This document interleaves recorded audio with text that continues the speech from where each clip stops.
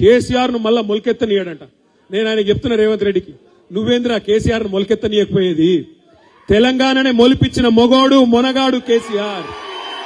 60 దశాబ్దాలు 60 ఏళ్లు నీ కాంగ్రెస్ పార్టీ తెలంగాణను తొక్కి పెడితే మొలకెత్తదు అని మీరు విర్రవీగితే మీరు కాదన్న తెలంగాణనే ఢిల్లీ మెడలు వంచి మొలిపించినోడు కేసీఆర్. నువ్వేంది కేసీఆర్ ని పీకేది? కేసీఆర్ చెప్పు కాలి ధూళికి కూడా నువ్వు సమాధానం కాదు. ఇవాళ ఏదో అడ్డిమారి గుడ్డి దెబ్బల ముఖ్యమంత్రి అయినవు, ఇంకో 3 ఏళ్లు టైంపాస్ చేయి. ఇదివరకు కూడా ఒకటి ఉండే కిరణ్ కుమార్ రెడ్డి అని, ఇవాళ యాదుకున్నాడు ఎవరికన్నా? గిట్లనే ఉంటారు, ఇటువంటి వాళ్ళు వస్తారు పోతారు, ఐరాగారగాళ్ళు. అయ్యేది లేదు పీకేది లేదు, వీళ్ళతో ఊదు కాలేదు పీరు లేవది. 4 రోజులు ఎగురుడు దుంకుడు ఉంటుంది. కాకపోతే ఇక ఉంటారు కదా, ఇప్పుడు కొంతమంది కాంగ్రెస్ వాళ్ళు సర్పంచ్లు అయిన కొత్తగా, ఇక వాళ్ళ ఎగురుడు మామూలుగా ఉండదు. కొత్తగా రేబాన్ కళ్ళద్దాలు పెట్టుడు, కొత్తగా కడక్ అంగి చేసుడు. ఎమ్మెల్యే మావోడే మీకు ఎరికేనా? గట్లనే వీడు కూడా హౌలగాడు. కొద్దిగా ముఖ్యమంత్రి పదవి రాగానే ఇంత మిడిసిపాట. మేము కూడా చేసిన ప్రభుత్వం 10 ఏళ్ళు. నేను ఇంకొక మాట అడుగుతున్నా, అరే నీకు దండం పెడతా కూర్చోరా తమ్మి,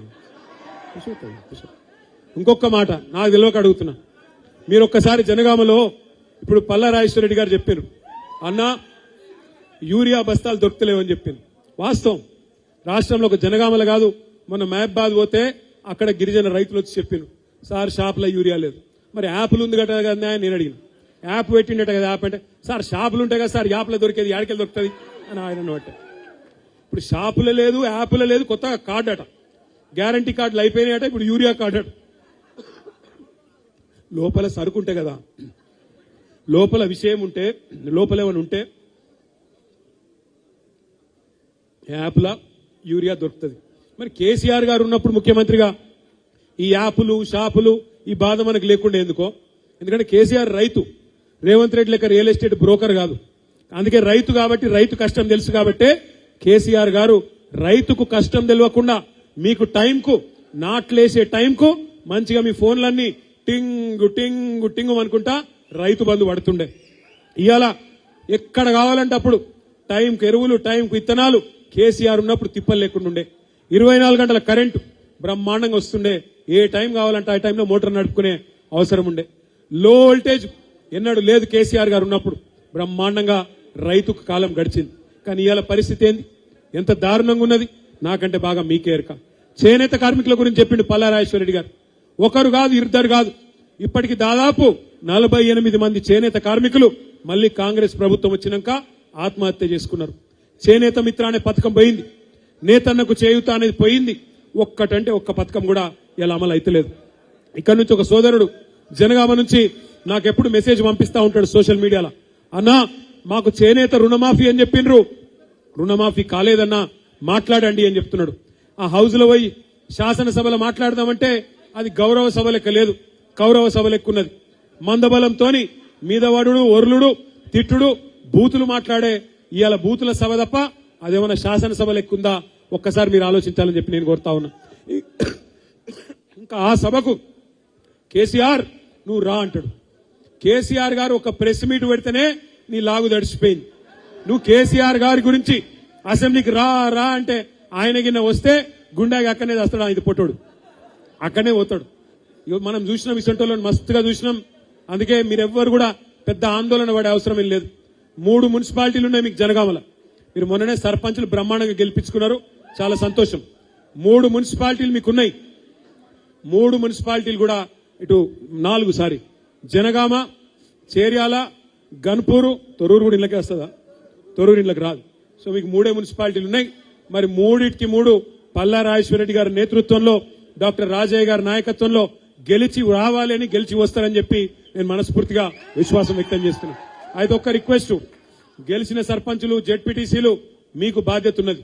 మీ ఎలక్షన్ అయిపోయింది ఇక చాలు, నేను ఇంట్లో వంట అంటే నడవది. పార్టీ అన్నప్పుడు మీకు కూడా బాధ్యత పెడతారు.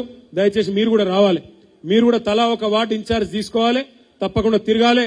తప్పకుండా మీరు మొన్నటిదాకా మీరు ఎట్లయితే మరి కష్టపడి ఒక్కొక్క ఓటర్ను ప్రసన్నం చేసుకొని గెలిచినరో, రేపు మున్సిపాలిటీలో కూడా మీరందరూ కూడా దయచేసి పాత్ర పోషించాలి. తప్పకుండా పార్టీ పని చేయాలని చెప్పి కూడా నేను కోరుతా ఉన్నా. అట్లాగే ఇంకొక మాట కూడా నేను విజ్ఞప్తి చేస్తున్నా. చాలా చోట్ల మీ జనగామ జిల్లా వాళ్ళేమో మీరు బుద్ధిమంతులు, కేసీఆర్ గారు ఎవరికి టికెట్ ఇస్తే వాళ్ళని గెలిపించారు. మీ నాయకులు కూడా బుద్ధిమంతులు. ముత్తిరెడ్డి గారు, రాజయ్య గారు కూడా అన్న మీరు తప్పుకోండి, మీకు పార్టీ చూసుకుంటుంది భవిష్యత్తులో అంటే తప్పుకున్నారు, కలిసి పనిచేస్తున్నారు. ఇవాళ కూడా ఇప్పటిదాకా స్టేజ్ మీద ఉన్నారు. అధికారంలో ఉన్నా ప్రతిపక్షంలో ఉన్న క్రమశిక్షణ కలిగిన సైనికుల్లాగా వారిద్దరు ఇక్కడ ఉన్నారు. నేను మిమ్మల్ని కోరుతా ఉన్నా, జనగామలో మీరు గన్పూర్లో జనగామలో పార్టీ ఎవరికి బీఫామ్ ఇస్తే వాళ్ళని మీరు గెలిపించారు. కానీ మొన్న మీరు గెలిచింది సర్పంచ్ ఎన్నికల్లో, అది క్వార్టర్ ఫైనల్. రేపు సెమీఫైనల్ రాబోతున్నది జిల్లా పరిషత్ రూపంలో. అటెన్క ఫైనల్ 2028 లో ఉంటది. 2028 లో ఫైనల్లో లేదా జిల్లా పరిషత్ లో యాది పెట్టుకోండి, కారు గుర్తు మీద ఎవరు వచ్చినా ఆలోచించద్దు. కారు గుర్తు కనవడంగానే కేసీఆర్ యాదికి రావాలి తప్ప అభ్యర్థి పొడుగున్నాడు, పొట్టిగున్నాడు, మంచోడు, షెడ్డోడు మనకు అనవసరం. కారు గుర్తు కనబడితే చాలు, కళ్ళు మూసుకొని ఒత్తుడే ఉండాలి. ఉంటాయి కుటుంబం అన్నాక సమస్యలు ఉంటాయి, కొంత అక్కడక్కడ అలుగుడు గులుగుడు ఉంటది, లేకపోతే అది కుటుంబమే కాదు ఉంటాయి. ఇప్పుడు ఒక ఇంట్లో 4 మనుషులు ఉంటేనే సాయంత్రం ఏం కూర వండుకుందామంటే ఒకడు వంకాయ అంటాడు, ఒకడు బెండకాయ అంటాడు. ఉంటాయి పంచాయతీలు. కానీ ఇంట్లో అనుకోవాలి, కూర్చోవాలి, మళ్ళా కలిసి బోధినాలి, కలిసి కొట్లాడాలి. ఒక గట్లనే ఏమైనా గులుగుడున్నా అలుగుడున్నా టికెట్ ఇచ్చేదాకానే ఉండాలి. గులుగుడే, గుద్దుడేనా? గులుగుడే గట్ల. ఎందుకంటే మళ్ళీ ఇప్పుడు అసలే ప్రతిపక్షంలో ఉన్నాం, మళ్ళా మన గులుగుడు మన అలుగుడు కాంగ్రెస్ వానికి బీజేపీకి సంధి చేయదు కదా.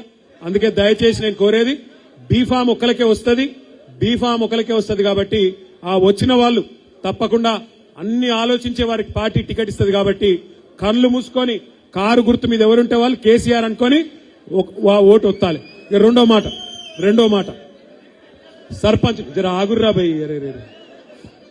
సర్పంచులు గెలిచిన సర్పంచులకు నా విజ్ఞప్తి, మిమ్మల్ని భయపెట్టే ప్రయత్నం చేస్తారు, మిమ్మల్ని బెదిరించే ప్రయత్నం చేస్తారు. ఏం చెప్తారంటే సర్పంచులకు మీరు కాంగ్రెస్ లో చేరకపోతే మీకు పైసలు ఇయ్యం, మీకు ఇది ఇయ్యం, అది ఇయ్యం అని బెదిరిస్తారు. నేను మిమ్మల్ని అందరినీ కోరుతున్నా, ఒకటే గుర్తుపెట్టుకోండి, మీకు సర్పంచులకు ఎవ్వల మేయర్బాణితో పైసలు వస్తలేవు. ఎందుకంటే ఒక నియోజకవర్గానికి ఎమ్మెల్యే ఎట్లనో, రాష్ట్రానికి ముఖ్యమంత్రి ఎట్లనో, గ్రామానికి సర్పంచ్ కూడా అట్లనే. కాబట్టి మీకు ఎవ్వల మేయర్బాణి అవసరం లేదు. మీకు రాజ్యాంగం ప్రకారం, డాక్టర్ బాబాసాహెబ్ అంబేద్కర్ రాసిన రాజ్యాంగం ప్రకారం మీకు డైరెక్ట్ గా ఫైనాన్స్ కమిషన్ నుంచి మీకు డబ్బులు వస్తాయి. రావాల్సిందే, అది మీ హక్కు, ఎవడి మేయర్బాణి కాదు. మీ ఖాతాల మీకు కేంద్ర ప్రభుత్వం నుండి, రాష్ట్ర ప్రభుత్వం నుండి వచ్చే పైసలు ఇప్పించే బాధ్యత మాది. ఎందుకంటే అవసరమైతే సుప్రీం కోర్టు కన్నా పోతాం, కానీ మీకెవ్వలకు కూడా మీకు రావాల్సిన పైసలు ఇప్పించే బాధ్యత మాది. ఇలా కాంగ్రెస్ మేయర్బాన్ లేదు, బీజేపీ మేయర్బాన్ లేదు, ఇవ్వలేదేం లేదు. పల్లా రాజేశ్వరరెడ్డి నాయకత్వంలో, దయాకర్ రావు గారి నాయకత్వంలో, రాజయ్య గారి నాయకత్వంలో మీరు నడవండి. తప్పకుండా మీకోసం పార్టీ సుప్రీం కోర్టు దాకా కూడా అవసరమైతే కొట్లాడి మీ నిధులు మీకు ఇప్పిస్తుంది. ఎవరు భయపడొద్దని కోరుతూ ముంగట ఆగురా పోయి దండం పెడతాం.